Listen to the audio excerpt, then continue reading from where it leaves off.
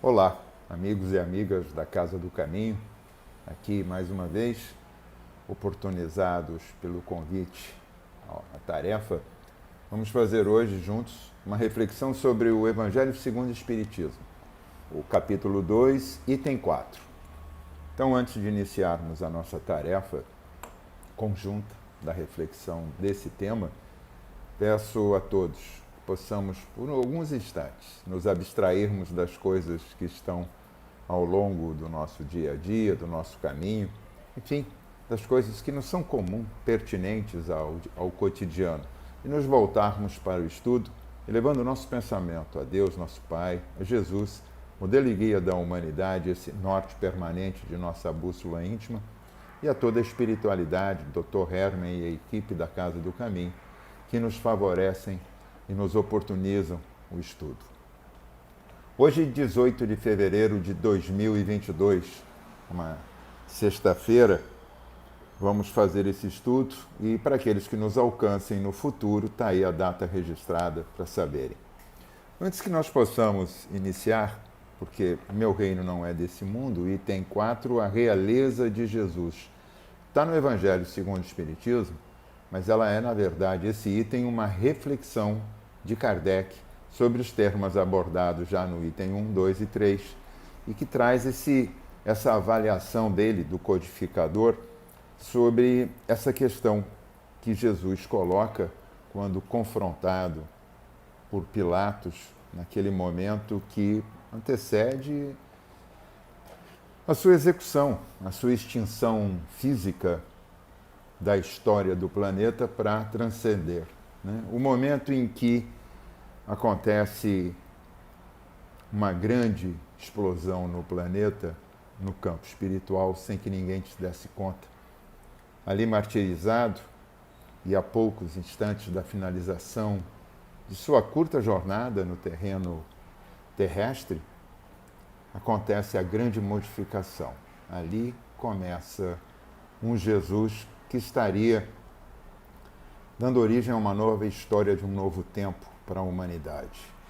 Um momento em que, reconhecido, ele divide o calendário terreno e a história é contada se referindo antes dele e depois dele. Antes de Cristo, depois de Cristo. Então, para nós realizarmos essa reflexão da realeza de Jesus, eu queria me valer de outros textos que tive a oportunidade de acessar, vídeos de assuntos correlatos que nós tivemos oportunidade no passado, e achei muito interessante uma abordagem que eu vou dividir com vocês. Antes de falarmos dessa realeza, desse instante derradeiro, desse momento em que Jesus é confrontado, é interrogado por um homem que tinha um poder, como um poder efêmero, considerado à época o governador da Palestina, e que estava ali, na verdade, defendendo uma posição transitória, como se fosse uma realeza terrena, ele confronta Jesus. E para que nós possamos falar dessa realeza, eu vou me valer do início, lá atrás, no momento da manjedoura, quando os apóstolos fazem a menção do nascimento desse que viria a ser um modelo e guia da humanidade, o redentor de nossos pensamentos, ele que viria a ser essa mudança extraordinária no continente e que mesmo no Oriente, mesmo naqueles que confrontam suas ideias, ele tem um peso extraordinário. Nasce Jesus. E 3 reis magos, ou outros tantos reis, de acordo com as traduções, existe aí uma certa discussão, como tudo na história não é absoluto, nem na ciência. 3 reis magos vão ao encontro daquele que chegaria para ser o redentor da humanidade, esse grande líder da espiritualidade, não de nações, não de guerras, mas ele, Jesus. 3 reis vão visitá-lo.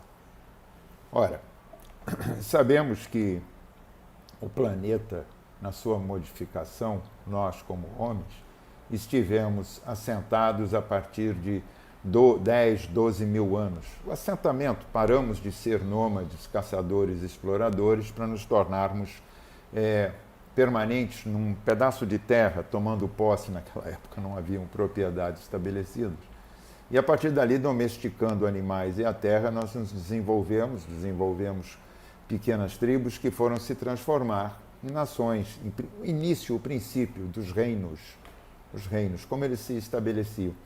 E na época os mais fortes se estabeleciam, ditavam para si o domínio. Aquilo passou a ser hereditário depois que alguém lá atrás na história tomou para si, através certamente da força e de uma maior esperteza e de um maior domínio político e de talvez usando de um atributo que deveria estar voltado para outra situação, mas que foi mal usado, criou a monarquia, a realeza, os impérios, foram criados os impérios. Então, 3 reis se dirigem, naquele momento, nos relatos apostólicos, à busca de Jesus, aquele que viria para ser o redentor do planeta, do mundo, o grande líder. Que líderes estavam? Mas esses reis reconheceram, de uma forma que basta buscar os relatos para podermos entender, não faz parte, reis o procuraram, já a realeza de modo diferenciado sendo reconhecido. Jesus, nesse momento, passa a ter um símbolo de reconhecimento do seu valor de uma forma que esses reis tiveram em pensamentos, em sonhos, em intuições, o seu caminhar para ele, não é história, está no relato.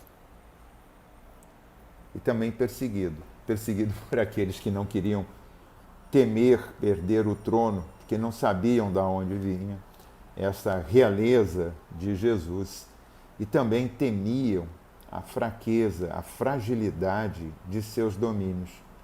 Não havia uma justificativa, como não há até hoje, uma justificativa para esses poderes, que são transitórios.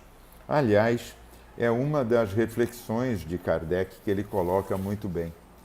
E antes que possamos chegar, eu vou me valer, se fosse uma palestra presencial, nós estaríamos lendo de abertura, a página de abertura, Liberdade em Cristo, que é um texto de Emmanuel, em Palavras de Vida Eterna, e tem logo ali no começo: meditemos na liberdade com que Cristo nos libertou das algemas da ignorância e da crueldade. Pronto. Só começando com esse texto, só nessa reflexão de Emmanuel, do início do seu texto, já dá uma ideia do porquê. Transpondo o tempo, dando esse salto, nós vamos chegar àquele momento derradeiro em que Pilatos interroga, confronta Jesus. E ele pergunta: sois reis? Sois rei? E Jesus responde: sou rei, mas o meu reino não é desse mundo. A passagem todos conhecem.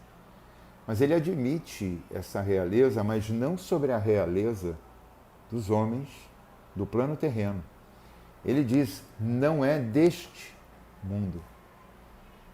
Ou seja, ele se submete à vontade do Pai, do Senhor dos mundos, Deus nosso Pai, sobre as leis divinas, imutáveis, e num plano que é imaterial. Ele tem a realeza, como Kardec aqui, ele coloca aqui, essa realeza nascida do mérito pessoal, consagrada pela posteridade, não tem muitas vezes a preponderância bem maior do que aquela que conduz a coroa, é fato. Ele não ganha uma hereditariedade, ele tem uma realeza pela forma como ele se colocou, como ele se disponibilizou para o próximo, como suas ideias e seus exemplos modificaram naquela terra poerenta, difícil na época, muito rude, muito grosseira, de homens e mulheres, na sua grande maioria, ignorantes da própria letra da sua língua, eram ignorantes, desconheciam inclusive a escrita. Aliás, quem tinha a escrita na mão dominava parcela, mais ou menos como hoje na informação, através dos vários meios, das várias mídias, né? vão detendo alguns poderes fugazes, algumas formas de conduzir ou influenciar. Naquela época, a mesma coisa. Mas Jesus tinha a palavra. Jesus tinha a moralidade. E essa realeza se estabelece a partir do momento do seu exemplo, do seu fazer, da sua entrega. Ele foi perseguido desde cedo. Teve Herodes fazendo a perseguição a Jesus, e aquele momento em que ele se abstrai da história e vai dentro do povo judeu, como que diluído, só aparecer lá na juventude, no templo, e depois ressurgir naquela Jerusalém já dominada pelos romanos, ele vai confrontar valores daquilo que se diziam reais, da realeza, do patronato, da monarquia, do imperialismo, de um domínio de poder. Porque quando a gente fala em realeza, a gente fica logo pensando, né? Como eu queria ser rei. Né? Eu queria ser rei para ter tudo aquilo ao meu dispor, todos aqueles valores, tudo. E ter também um compromisso de, por essa passagem efêmera, ficar compromissado e endividado com muitos acordos, né? Porque ninguém fica rei de graça, né? Você tem que tomar lá da cá, né? Você tem que fazer as coisas. A realidade humana, terrena, desde o momento da sua formação, da nossa consciência, que é recente até os dias de hoje, mesmo quando não temos mais realeza, caso do Brasil, que através da proclamação da forma que foi feito lá, extinguiram a monarquia no Brasil, mas existem outros lugares que a monarquia está estabelecida simbolicamente. Ela ficou quase que simbólica. Mas até 1800, até o século XIX, tinha um peso bastante grande ainda sobre os povos, sobre nações. Tinha um entrosamento entre os valores políticos que foram evoluindo, os valores que patrocinavam, que eram os grandes mercadores ou negociantes da época, os militares que estabeleciam a frente de força e a igreja que estabelecia o poder da concessão divina, porque muitos monarcas se diziam monarcas por uma concessão divina. Nunca tinha Deus descido aqui e falado alguma coisa, mas Jesus veio com uma concessão divina. Ele veio transformar o mundo. Como está na sua passagem, eu não vim descumprir a lei, mas dar-lhe cumprimento. Eu não vim descumprir os profetas, mas dar-lhes assentamento. Ele veio confirmar, mas com uma visão mais ampla, confrontando aquele momento em que, voltando lá a Jerusalém, Roma, ou os romanos haviam tomado aquela terra como passagem, como ponto de apoio para suas dominações e buscas de outras dominações. Era importante geograficamente, não economicamente, embora pagasse também tributos. E Jesus confronta tudo isso. Ele confronta, mas ele confronta com razão. Ele não confronta com a paixão. Ele não confronta com a aspereza de uma realeza que se acha dignatária, dona de valores e sentidos, que estabelece uma moral conveniente, não a moral verdadeira. A moral que o Cristo nos traz rompe com todo esse joguete, todo esse momento. A realeza de Jesus começa nesse momento que ele começa a romper com esses joguetes, com essas trocas, com essas concessões, com esse toma lá da cá, que a gente tanto ouve hoje, até pela mídia. A gente conhece isso no mundo corporativo, a gente conhece isso até em família, infelizmente, nos meios sociais que frequentamos, na política que nos envolve. Jesus rompe com isso há mais de 2000 anos. Traz uma outra realidade. Ele, como Kardec, o reino de Jesus não é desse mundo e é o que todos assim compreendem. Mas sobre a terra ele também não terá um reino? Ora, aí eu vou até me valer. Se ele rompe com tudo isso de forma digna, ele não confrontou. A gente vai fazer uma pequena parada aqui. Os judeus da época, homens, eu não vou, eles pertenciam ao judaísmo, mas eu vou tentar abstrair, porque a gente fica falando das religiões como se as religiões tivessem culpa.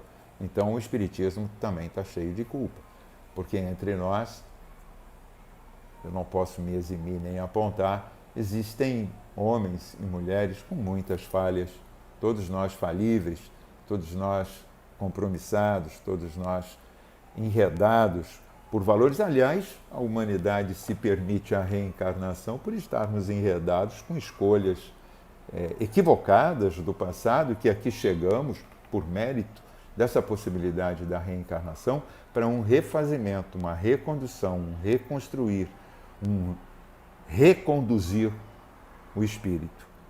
Esse é o propósito. E assim Jesus veio nos trazer liberdade, como está no texto, de pensamento, rompendo com esses liames.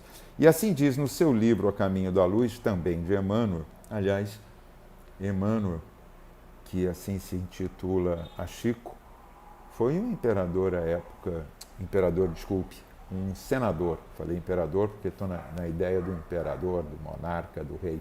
Foi um senador à época de Jesus naquela terra rude e virou as costas no melhor da oportunidade, quando socorrido nos seus anseios, nas suas necessidades, através de um grande pedido de Lívia, sua mulher à época, para que pudesse dar saúde novamente à filha, foi atendido, mas lhe virou as costas no momento derradeiro. E assim foram uma jornada de séculos e séculos para que Emmanuel, amadurecendo, pudesse chegar agora e estar dando testemunho, não de uma submissão, mas de um seguimento a Jesus, submetendo-se sim às suas ideias, que são intransponíveis na ideia humana. Como contestar um homem que diz, faz ao teu próximo aquilo que deseja para ti mesmo? Não, mas essa ideia já estava na Torá judaica, já.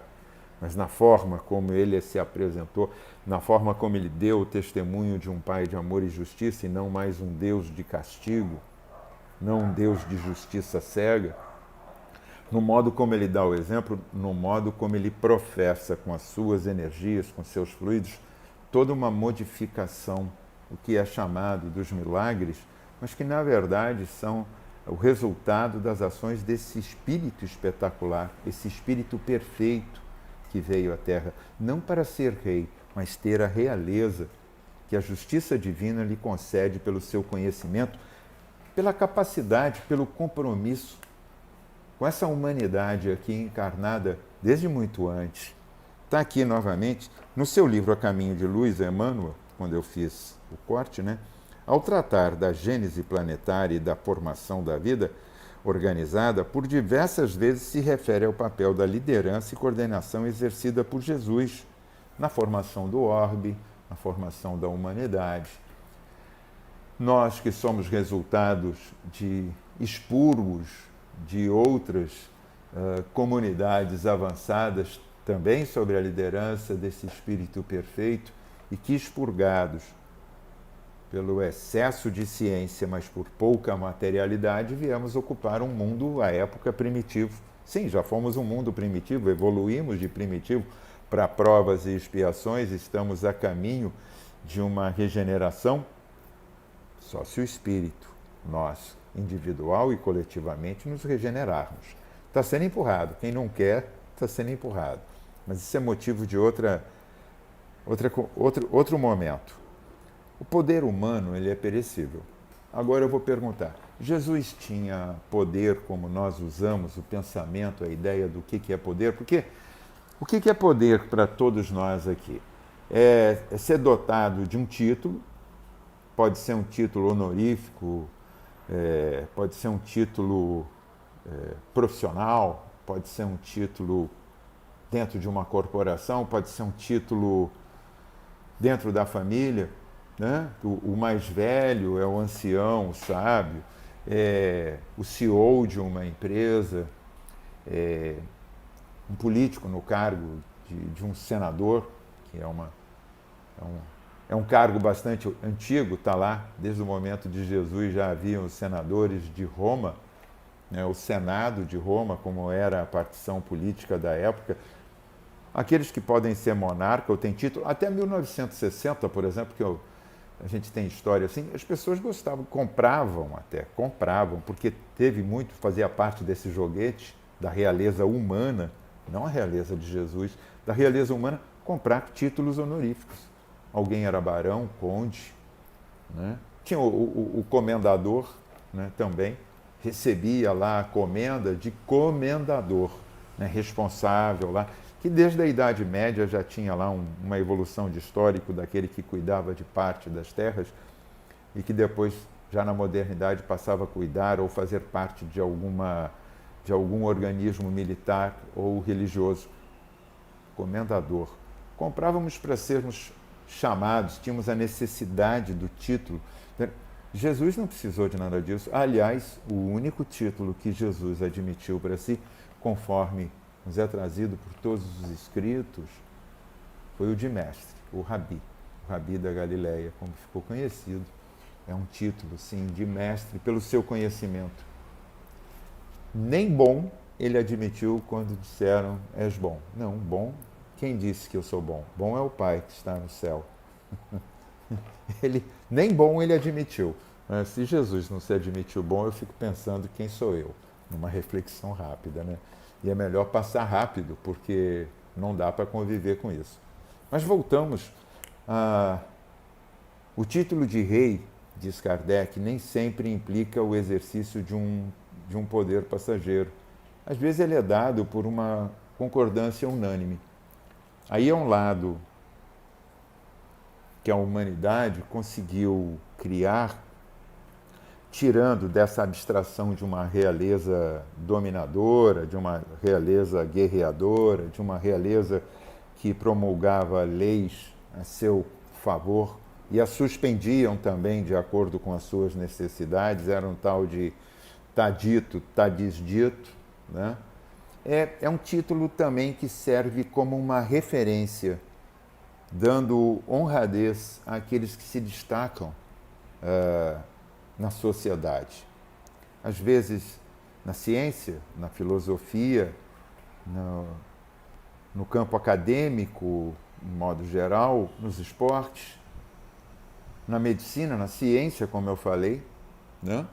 É a realeza que é dado a alguém, é o rei da ciência, aquele que... Mas tudo transitório, mas serve como uma referência positiva. Tiramos, abstraímos desse sentido de realeza terreno, uma realeza positiva para referenciar algumas expressões, alguns expoentes, homens e mulheres, da nossa sociedade mundial e que contribuem de uma forma expressiva para o progresso da humanidade. Não essas contribuições pecuniárias ou essas contribuições ditas políticas que estão andando por aí e que servem dentro de um processo mediático só para dar exposição. Tem mais espuma do que a própria onda, como se diz, né? Faz muita espuma, mas não tem onda nenhuma. Existem pessoas que tiveram... Por exemplo, como não falar da realeza moral, da postura moral de um Francisco de Assis, de uma Madre Teresa de Calcutá, ou Irmã Dulce, a nossa baianinha pequenininha aqui, que trabalhou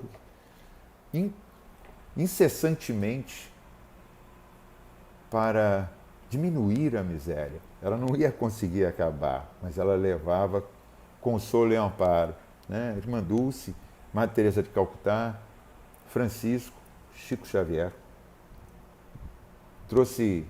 Foi homenageado recentemente agora, inclusive pelo campo político no Senado, né? Foi realmente reconhecido, um reconhecimento, um mérito terreno humano. Para ele, o reconhecimento é exatamente o que ele já teve, o reconhecimento da sua posteridade, já no plano espiritual. Mas qual o valor não ter uma realeza de um homem dessa conduta de um imperador do bem, de um monarca do bem-fazer, do bem-querer? Essa é a comparação positiva. Daí a gente chegar e dizer assim, Jesus trouxe essa ideia. Ele rompeu o seu tempo. Desde o momento do seu nascimento até a chegada aqui, ele mudou toda a história. Existe uma passagem que eu vou pegar, ela é de Carl Sagan, um grande astrônomo, físico, cientista, e que ele traz, lá num texto que ele fez chamado Pálido Ponto Azul, quando a Voyager, em 1990, já a 6 bilhões de quilômetros distante da Terra, já tendo passado por todo o nosso sistema solar, feito todo um registro fotográfico, mandado tudo, estava na iminência de romper a chamada fronteira imaginária da nossa galáxia, indo para o espaço extragaláctico nosso. Ele pede para que convence o pessoal da NASA a fazer uma fotografia por última vez da Terra, já numa visão tão distante, né? Ele tá indo. E aí vão entender o porquê disso, que eu estou trazendo esse tema, que é ciência, e como Kardec disse, ciência é aliada da doutrina. Se um dia a ciência evoluir e desdizer alguma coisa da doutrina, ela se adaptará à ciência, e não o oposto. Está lá na Gênese. Então, nesse momento, ele fotografa a Terra. Pálido ponto azul. Podem procurar aí na internet, tudo que o Google responde, a gente não precisa responder, né? Então, pálido ponto azul é exatamente essa reflexão, quando aparece aquele pixelzinho, é um pixel, um grão, que está ali na imagem enorme que ficou, um pixel azul, porque o nosso planeta é azul. Nosso planeta é Terra, mas é constituído de muita água, graças a Deus.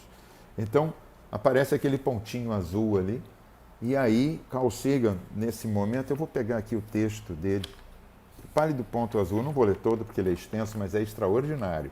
Vindo de um cientista, eu diria que é a intuição divina nesse homem da ciência. A Terra é um cenário muito pequeno numa vasta arena cósmica.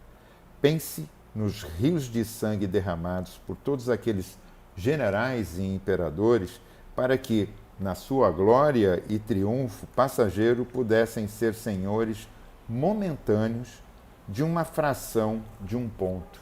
Esse ponto azul. Momento. Vamos lembrar todos os generais das histórias, todos os imperadores. Jesus é perene. Jesus ocupa a história antes deles e depois deles. Jesus está presente o tempo todo. Ele não guerreou fazendo mar de sangue. Ele não guerreou fazendo concessões, levando sofrimento. Ele veio nos amparar. Ele veio, de fato, trazer uma liberdade de pensamento. Meditemos na liberdade com que o Cristo nos libertou das algemas da ignorância e da crueldade.